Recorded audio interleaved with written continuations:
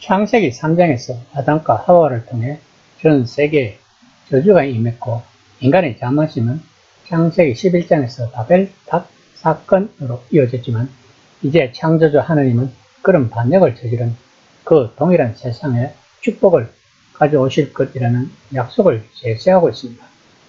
그 약속에는 죄의 문제를 처리하고 죄로부터 사람들을 구원한다는 개념과 다른 한편으로는 유대인과 이방인이 한 가족으로 통일된다는 개념이 언제나 서로 밀접하게 연관되어 있습니다.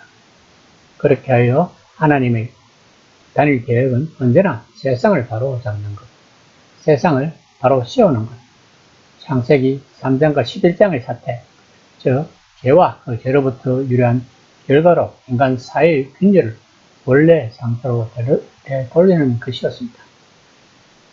그것은 곧 아브라함과 이스라엘을 통해 새 창조를 일으키는 것이었고 결과적으로는 아브라함과 이스라엘이라는 모습을 띤 계획의 성취로서 예수 그 메시아를 통해 완성되었다는 것이 바울이 전하는 핵심입니다.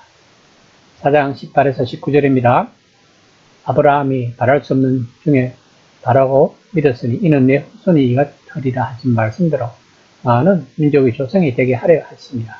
그가 백천화되어 자기 몸이 죽은 것 같고 사라의 태가 죽은 것 같음을 알고도 믿음이 약하여지지 아니하고 바울은 아브라함을 통해 믿음이 무엇을 의미하는지 어떻게 칭의가 믿음으로 말미암아 우리에게 미치는가를 이야기하고 있는 것입니다. 아브라함은 바랄 수 없는 중에 바라고 믿었다고 했습니다. 이처럼 믿음은 증명을 요구하지 않으며 증명거리도 찾지도 않는다는 것입니다. 믿음은 그 안에 확신이 있는 것입니다. 신앙은 단순한 소망스러움이 아닙니다. 신앙은 확신하며 완전히 설복당하는 것입니다. 믿음은 지식으로 믿는 것이 아닙니다. 그것은 단지 아는 것에 불과한 것입니다. 믿음은 그 이상의 어떤 것입니다. 다시 말하면 지적인 동의를 합리하고 있으며 그것이 가슴 속에서 전 인격적으로 일어나는 것입니다. 현재에도 그렇지만 그 시대 사람들에게도 100세는 말할 것 없고 50이 넘어 자녀가 없으면 평생 자녀를 가질 수 없다고 생각을 했을 것입니다. 바로 그때 창조자이신 하나님이 약속을 주셨던 것입니다. 하늘의 별과 바닷가의 모래만큼 많은 자녀를 가질 것이라고 하실 것입니다. 명백히 불가능한 것을 약속하신 다음 그것을 이루신 하나님에 대한 믿음입니다.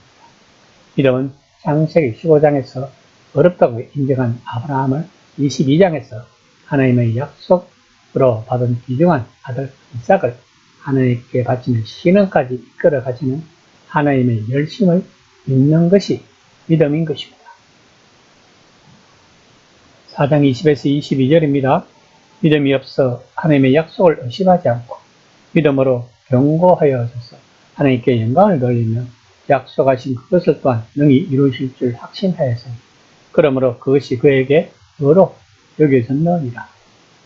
아브라함의 믿음 안에서 하나님과 연합된 인간의 참된 인생이 어떤 것인지 이야기하고 있습니다. 인류는 창조주 하나님을 무시했지만 아브라함은 하나님을 창조자이자 생명을 주신 분으로 믿었습니다. 인류는 하나님의 능력을 알면서도 그분을 하나님으로 예배하지 않았지만 아브라함은 하나님의 능력을 인정하고 그 능력을 사용하시는 하나님을 신뢰했습니다. 인류는 하나님께 마땅히 돌려야 할 영광을 돌리지 않았지만 아브라함은 하나님께 영광을 돌렸습니다.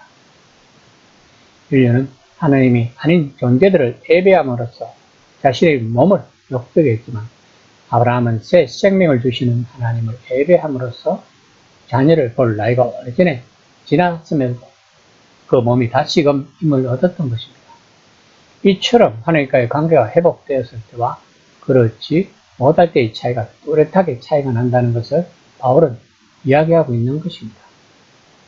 4장 23에서 24절입니다. 그에게 의로 여겼다 기록된 것은 아브라함 아니 위한 것이 아니요 의로 여기심을 받을 우리도 위함이 곧 예수 우리 주를 죽은 자 가운데서 살리신 이를 믿는 자니라. 하나님은 인류의 죄를 무효화하지 하시려고 아브라함을 부르셨습니다. 그래서 새로운 출발과 새 창조를 하시려는 것입니다. 물론 아브라함 혼자이므로 이 일은 일어나지는 않았습니다. 아브라함은 앞을 가리키는 표지로 목적지가 아니고 출발점입니다. 우리는 예수님 안에서 그리고 예수님의 죽음과 부활 사건을 통하여 그 목적지까지 도달했다고 바울은 말하고 있는 것입니다. 4장 25절입니다. 예수는 우리가 범죄한 것 때문에 내 주님이 되고 또한 우리를 얻었다 하시기 위하여 살아나셨느니라. 본문은 바울이 5에서 8장에 걸쳐 말하려는 내용을 애거하고 있는 것입니다. 바울은 1에서 4장 전체의 대단원에 담긴 모든 논의를 예수님을 언급하면서 마무리하고 있습니다. 예수님은 우리 죄 때문에 사람들 손에 넘겨지셨습니다. 예수님은 우리의 칭의를 위해 곧 우리가 어렵다는 선고를 받게 하시려고 우리가 언약 구성원이라는 확정을 받게 하시려고 죽으시고 부활을 하신 것입니다. 이것이 복음입니다. 로마서의 첫 대단은 다음과 같은 결론으로 낙을 내립니다. 예언의 약속이 성취되었고 아브라함의 믿음이 마침내 그 정당성을 인정받았고 율법이 다 이루어졌으며 사람의 우상 숭배와 죄와 죽음은 결정적 고난에 직면했고 하나님은 그분의 아들을 이스라엘의 신실한 대표자인 메시아로 보내셔서 이스라엘과 세상을 위해 그들이 할 수 없는 일을 하게 하셨고 복음 곧 하나님의 아들에 대한 좋은 소식을 믿는 사람들은 새 언약의 백성 곧 아브라함에게 약속하신 단일한 세계 가족으로 확정되었다는 것입니다. 아브라함은 하나님이 아무 생명도 없는 곳에서 생명을 주시리라는 것을 믿었습니다.